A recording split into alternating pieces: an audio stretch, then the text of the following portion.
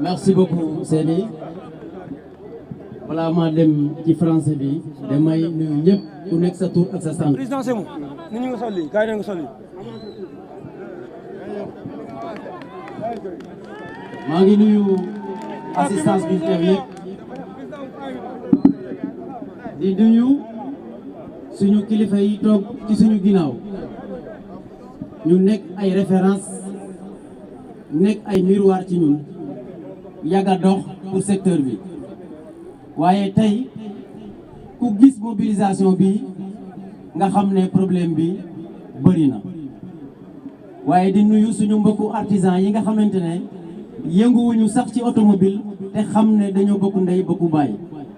ma mën cee sauter les menuisiers bu ma ci limee libaas mu yóbbaale ñëpp tailleur yi président Ablaye Fall jël na fi kaddu di nuyu aussi la présidente Soxna Aminata Kane mu nekk femme transformatrice di former ay jigéen ñu ngi leen jox seen wàccuwaay bu baax président Lamine Gueye fàttewuñu la ñu ngi jégalu parce que bëggoon nañu gan yëpp jël kaddu waaye temps bi moo xat su ma fàttee lim kenn ci invité yi ngeen jégal ñu di wax ne comprendre nañu discours ñëpp ku fi wax xam nañ ne xool nga waxee ñàkk pexe nga waxee jaaxle nga waxee waaye nag dañu bëgg a wax ak kilifa muy le président de la république son excellence Bassirou Diomaye Diakhar Faye kilifa nag booy wax ak moom am na comportement boo war a yor am na aussi noo mu ko mën a adressé li nga war a wax ak moom terewul or bu ñu yeggee ci fi ñu wax ñi wax fii yëpp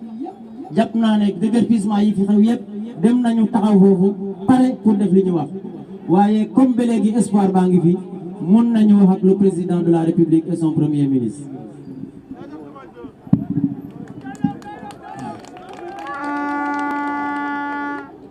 À l'attention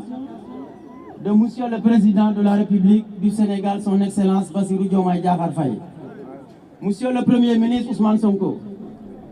l'ensemble des artisans de l'unité de l'automobile vous adresse cette correspondance pour vous faire part des multiples problèmes de déguerpissement abusif sans recasement ni concertation. Régler le problème foncier, c'est la seule alternative possible pour nous faire sortir de la précarité. Plusieurs sites ont été déguerpis, parmi lesquels on peut citer les sites de l'ancien piste, Poste Thiaroye et récemment Stade Léopold Senghor. Malgré les démarches qui ont été menées auprès du ministre du Tourisme et de l'Artisanat, aucune solution n'a été trouvée. Le manque de communication et de considération envers ces acteurs de développement qui forment, qui éduquent et emploient plusieurs personnes pourrait être évité si l'autorité tutelle avait accordé les audiences qui ont été sollicitées pour solutionner ces problèmes. Et aujourd'hui, beaucoup de sites sont encore menacés, dont les artisans, les mécaniciens qui sont au niveau du littoral, les AMO 456, Ouest Foire, l'artisanat, l'artisan régulateur social. Ils luttent efficacement pour l'emploi des jeunes et la délinquance juvénile.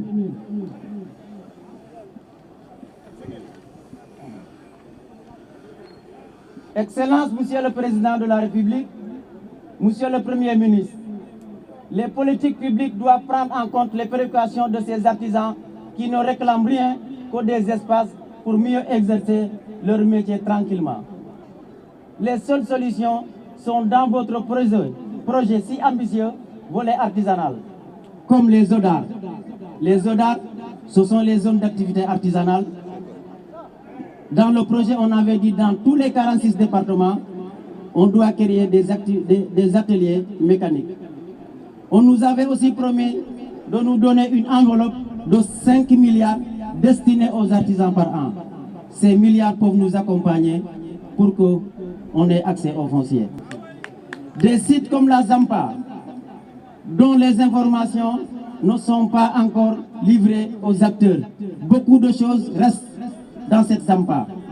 Nous sommes d'accord pour aller à la Zampa, mais comment aller à la Zampa, comment travailler à la Zampa, quels sont les accompagnements et les conditions que l'État fixe pour pouvoir travailler.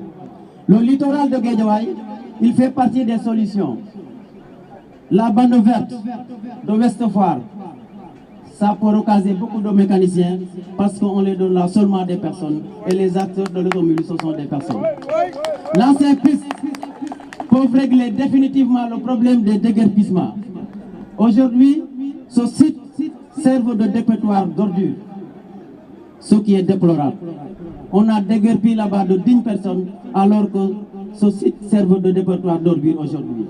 Nous réclamons aussi nos 6 hectares que l'ancien président nous avait octroyés à Guédiawaye. Monsieur le Président de la République, Monsieur le Premier ministre, nous comptons sur votre implication pour trouver une solution juste et durable. Merci de votre aimable attention. Merci beaucoup. Donc, président chambre de métier. Kon donc message baa ngi noonu espérons que suñu autorité yi dinañ ko déglu mën a régler définitivement suñu problème déguerpissement sans recasement lañu bëggatul gis ci dëkk bi. président Semou jox suñu tonton Gorgui Diop mooy président chambre de métier sama président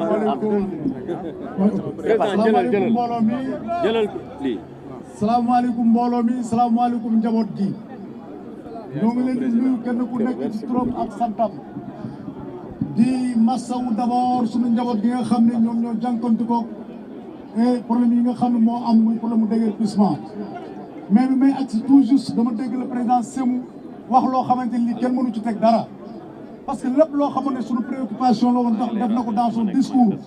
kon nag li ñuy indi tey rek mooy ñëw masawu leen wala ñoo ngi ànd ak yéen te ni ñu ànd ak yéen noonu la Diomaye ànd ak yéen noonu la Sonko ànd ak yéen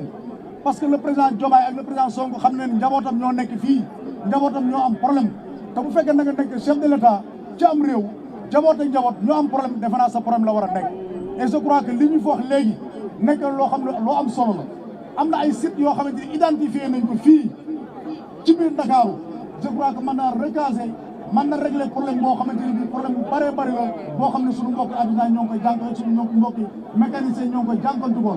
beneen bi mooy li nga xamante ne bii mooy problème mu Zampa bi moo xoon Zampa su fekkee da nga liggéey bisu bu mel ni Zampa teg ko kenn nekku fa kenn demul ba bâtiment bi commencé yu toj je crois que état bi aussi war na jóg ci loolu te acteurs yaa ngi nii ñoo taxoon ñu def ko kon nañ leen ko jox kon maa ngi dellu di nuyu ñëpp di sant ñëpp je ne serai pas long parce que tout ce que je devais dire le président Semou l'a dit je crois que tout ce que je répète ce sont